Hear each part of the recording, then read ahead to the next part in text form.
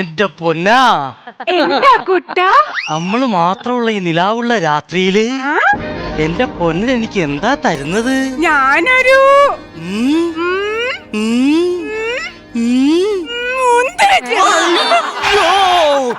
അങ്ങനെ ഉണ്ടല്ലേ?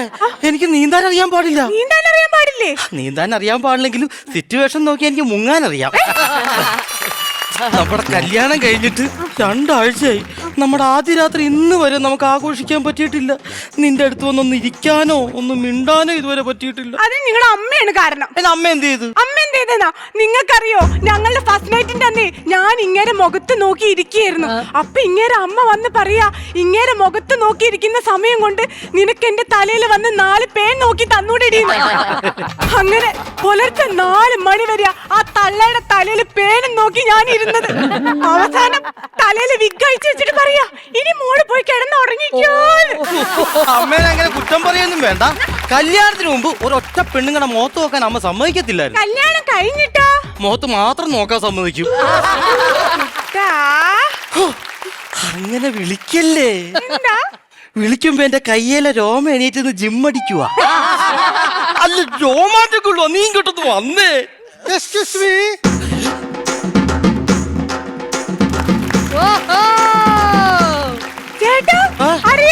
അയ്യോ, ഇത് അരയന്നമല്ല. അരന്തേരത്തെ അന്നത്തിന് വേണ്ടി നടക്കുന്ന ഒരുത്തനാ. ഇതെന്നെ തലയിൽ. അല്ല, കുറച്ച് നാൾ ഞാൻ ഇന്ത്യൻ കോഫി ഹൗസിൽ ജോലിക്ക് നിന്നായിരുന്നു. പിന്നെ അതിൽ പിന്നെ നിനക്ക് ഉപേക്ഷിക്കാനായിട്ടൊരു മടി. മെട്രോയുടെ പണിക്ക് ഉണ്ടായിരുന്നല്ലേ? Welcome drink, welcome drink. Welcome drink എന്ന് പറഞ്ഞത് കട്ടൻ ചായ ആണല്ലേ? വെൽക്കം ആണെങ്കിലും ഗെറ്റ് ഔട്ട് ആണെങ്കിലും ഇവിടെ ഒറ്റ ഡ്രിങ്ക് ഉള്ളു, കട്ടൻ ചായ. അല്ല, താൻ അപ്പം തമ്പുരാന്റെ ഫിഗർ പിടിച്ചേക്കണം. അപ്പം തമ്പുരാന്റെ ഫിഗർ പിടിച്ചല്ല. ഇന്നലെ ഞാൻ ഒരുപോലെ കണ്ണടച്ചിട്ടില്ല, അറിയാമോ? എന്നിട്ട് ഇപ്പൊ കണ്ണടച്ചേക്കണത്? ഇപ്പോഴെങ്കിലും ഞാൻ ഒരുപോലെ കണ്ണടച്ചോട്ടെ, ഇല്ലെങ്കിൽ ആ ക്ഷീണം കൊണ്ട് ഇവിടെ തലയിറങ്ങി വീഴും. അങ്ങനെയാണെങ്കിൽ മറ്റേ കണ്ണൂടി അടയ്ക്കണേ. അതെന്ത് കാര്യത്തിന്? ഇല്ലെങ്കിൽ ഈ കണ്ണ് ഒറ്റയ്ക്ക് ഉറങ്ങണം പറഞ്ഞോണ്ട് മറ്റേ കണ്ണിന് ഈഗോ അടിക്കും. അതെ, നോക്കേ പൊയ്ക്കോ. അല്ലല്ല, അങ്ങനെ പോകാൻ പറ്റൂല. ഞാൻ ഇവിടുത്തെ ലൈഫ് ഗാർഡ് അല്ലേ. പിന്നെ എന്റെ ഗസ്റ്റുകൾ എന്ന് പറഞ്ഞാൽ എനിക്ക് ദൈവങ്ങളെ പോലെ. പിന്നെ നിങ്ങളുടെ സുരക്ഷയാണ് എന്റെ സന്തോഷം. അവര് തമ്മിൽ കൂട്ടുകാരായ ഞങ്ങളുടെ സുരേഷും നിങ്ങളുടെ സന്തോഷം. അതല്ല പറഞ്ഞത്, നിങ്ങളുടെ സുരക്ഷയാണ് എന്റെ സന്തോഷം എന്ന്. ആദ്യമായിട്ടാണല്ലേ ഹൗസ് ബോട്ടിൽ കയറുന്നത്, മനസ്സിലായി. അതുകൊണ്ട് തന്നെ നിങ്ങൾക്ക് കുറച്ച് സുരക്ഷാ നിർദ്ദേശങ്ങൾ തരാനുണ്ട്. പെട്ടെന്ന് തന്നിട്ട് ഇയാളൊന്ന് പോയേ. ഫ്ലൈറ്റിൽ കയറിയിട്ടുണ്ടോ? ഇല്ല. ഇല്ലേ? എന്താ ആ സിസ്റ്റം തന്നെയാണ് ഞാൻ ഈ ഹൗസ് ബോട്ടിലും വെച്ചാക്കണത്. അതന്നെ, കുറച്ച് കഴിയുമ്പോ ഈ ബോട്ട് പറക്കുക. ഞാൻ എങ്ങനെയെങ്കിലും ഇതൊന്ന് കരക്കടിപ്പിച്ചോട്ടെ. ഞാൻ വേണമെങ്കിൽ നിങ്ങൾക്ക് ഒരു ഡെമോ കാണിച്ചു തരാം.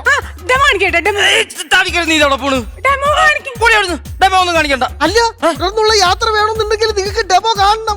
പിന്നെ നീ തിരിഞ്ഞെന്തേ നിർബന്ധമാണ് എന്നെ മാത്രം കാണിച്ചാൽ മതി. എടോ, ഡെമോ എന്ന് പറഞ്ഞു കഴിഞ്ഞാൽ ഈ സുരക്ഷയുടെ നിർദ്ദേശങ്ങൾ കാണിച്ചു തരാന്നാ. കണ്ടോ? Your attention please.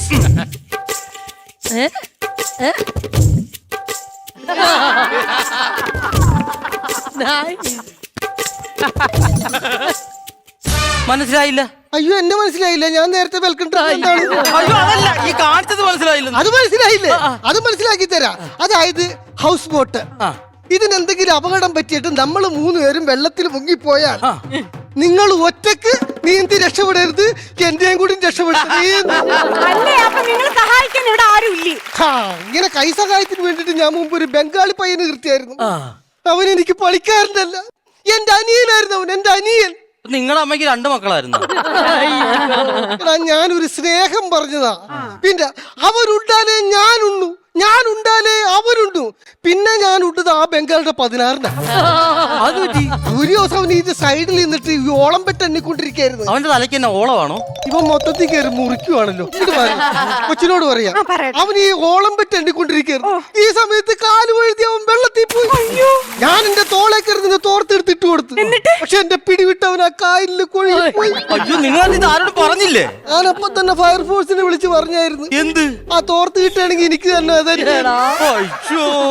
അയ്യോ ഞാനിതിനാ എവിടേക്കണത്? ബോട്ട് ഓടിക്കൊണ്ടിരിക്കേ.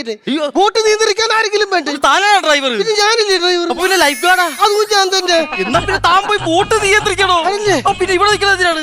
പൊക്കോ. കുട്ടാ. പിന്നെ രൂപ 10,000 എണ്ണി കൊടുത്തിട്ടാ ഞാൻ ഈ ഹൗസ് ബോട്ട് എടുത്തേക്കണത്. ആകപ്പാടെ 2 മണിക്കൂറേ നമുക്കുള്ളൂ. എനിക്കറിയാം. വീട്ടിൽ ചെന്നാൽ അറിയാല്ല അമ്മ. ഇതെന്നെ നോക്കണത്? അല്ല ഈ ബോട്ടിന് വല്ല ഓട്ടി ഉണ്ടോ നോക്കിയതാ. ആ വെള്ളം കയറുമെന്ന് അറിയാനായിട്ടാണ്. അല്ല നിങ്ങളെ അമ്മ അതിലൂടെ എങ്ങനെ വരുമെന്ന് അറിയില്ലല്ലോ. നിങ്ങളല്ല അമ്മ. അങ്ങനെയൊന്നും അമ്മ ഇവിടെ വരത്തില്ല. അമ്മയ്ക്ക് അറിയാൻ പാടാത്തൊരു സ്ഥലത്തല്ലേ നമ്മൾ വന്ന് നിക്കണത്. എന്നാ പിന്നെ അവിടെ അങ്ങ് ഇരുന്നാലോ? എന്നാ വാ പൊന്ന. ഹലോ വിളിച്ചായിരുന്നോ? ഇപ്പൊ പൊന്നാന്ന് വിളിച്ചേ. ഞാനും ഇവിടെ വിളിച്ചതാണ്. അയ്യോ ഈ കൊച്ചിന്റെ പേര് പൊന്നെന്നാണ്. എന്റെ പേര് പൊന്നെന്നാ. ഞാൻ വെറുതെ തെറ്റിദ്ധരിച്ച്.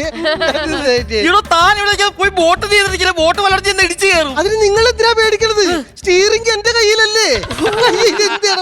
ഒന്ന് പോയി തന്നെ ഇവിടുന്ന്. കുട്ടാ, അത് നോക്കി അവിടെ വലിയൊരു ആമ നീന്തി പോണ്. ആ ശരിയാണല്ലോ. അത് ആമയൊന്നുമല്ല, അത് കൃഷ്ണൻകുട്ടിയുടെ മൂത്ത മോൻ മലന്ന് ചെയ്യുന്നതാ. അവന്റെ വയറാക്കാണ്ടത്. താൻ പുറകിലേക്കാണ് ബോട്ട് ഓടിക്കണം. നേരത്തെ ബോട്ട് ഓടിക്കണോ? കുട്ടാ, എന്റെ ചക്കരേ, എന്റെ പഞ്ചാരി, തണ്ടിപ്പരിപ്പേ, എന്റെ ഉണക്കുമുന്തിരി, എന്റെ ലഡു, എന്റെ ജിലേബി. ഹലോ എന്താണോ? അല്ല ഈ ബേക്കറി എടുക്കുന്നതിന് മുമ്പ് ഒരു പപ്സ് കഴിക്കാൻ വേണ്ടി വന്നതാ. ഞാനൊരു കാര്യം ചോദിക്കട്ടെ? Highlighting the year end. Digital ലോകം ഒന്നാകെ ഒരു വേദിയിൽ ഒരുമിക്കുന്ന നിമിഷം. Amrita TV digital media awards 2025 December 28 ഞായറാഴ്ച വൈകുന്നേരം 5 മണിക്ക്. ഇത് നിങ്ങളുടെ അമ്മയുടെ ആങ്ങള വല്ലതും ആണോ? ഞാൻ അങ്ങനെ വെച്ചത് അമ്മയുടെ അതേ സ്വഭാവം. ഒന്ന് പോയാണോ ഇവിടെ? മക്കള് കണ്ടിന്യൂ. കുട്ടാ, ഞാൻ ഒരു കാര്യം ചോദിക്കട്ടെ? ചോദിച്ചോ. കുട്ടൻ ഇതിനു മുന്നേ വല്ല പ്രേമം ഉണ്ടായിരുന്നോ? ആ കഥയൊക്കെ പറയണമെങ്കിൽ 3 മാസം എടുക്കും. നമുക്ക് ആപ്പാടെ 2 മണിക്കൂറേ ഉള്ളൂ. നീ ഇങ്ങോട്ട് വന്നേ. പിന്നെ നമ്മുടെ ഈ സ്വർഗത്തിലെ കട്ടുറുമ്പാകാനായിട്ട് ഇനി ഞാൻ ആരെ അനുവദിക്കത്തില്ല. നമ്മൾ കണ്ട ലോകത്തേക്ക് നിന്നെ ഞാൻ പയ്യെ പയ്യെ പയ്യെ കൊത്തി കൊത്തി പറപ്പിക്കും. എന്റെ പൊന്നെ,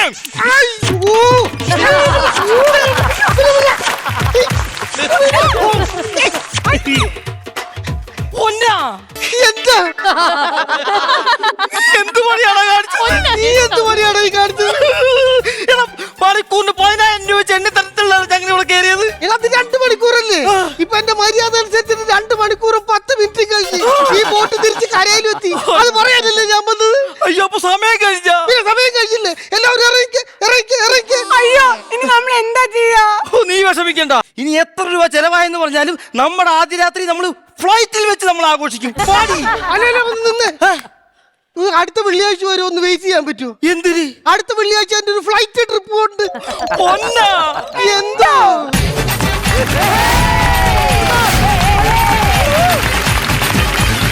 ഓൾറൈറ്റ്, അങ്ങനെ നമ്മളൊരു ഹൗസ് ബോട്ടിൽ പോയി. അവിടെ ഒരു ഫസ്റ്റ് നൈറ്റും കണ്ടു, പൊന്നാടായും കണ്ടു. എല്ലാം അടിപൊളിയായിരുന്നു.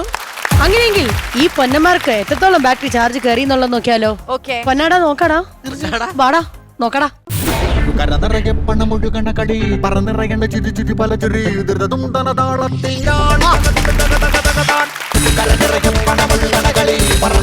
24,000 rupees ആണ് ലഭിച്ചിരിക്കുന്നത്. കൺഗ്രാറ്റുലേഷൻസ്. അപ്പൊ ചേച്ചി, ഹൗസ് ബോട്ടിന് കൊടുക്കാനുള്ള പൈസ തികഞ്ഞിരിക്കുന്നു. തികഞ്ഞു. ശരി, അപ്പൊ 24,000 rupees ചേച്ചി ട്രാൻസ്ഫർ ചെയ്ത് കൊടുത്തോ. 24,000 rupees കിട്ടിയിരിക്കുകയാണ്. ശരിക്കും ഞങ്ങളെ ഒരു ഹൗസ് ബോട്ട് യാത്രയ്ക്ക് കൊണ്ടുപോകണം. ഒരു എപ്പിസോഡ് നമുക്ക് ഹൗസ് ബോട്ടിലാക്കണം. അങ്ങനെ ചെയ്യാം അല്ലേ?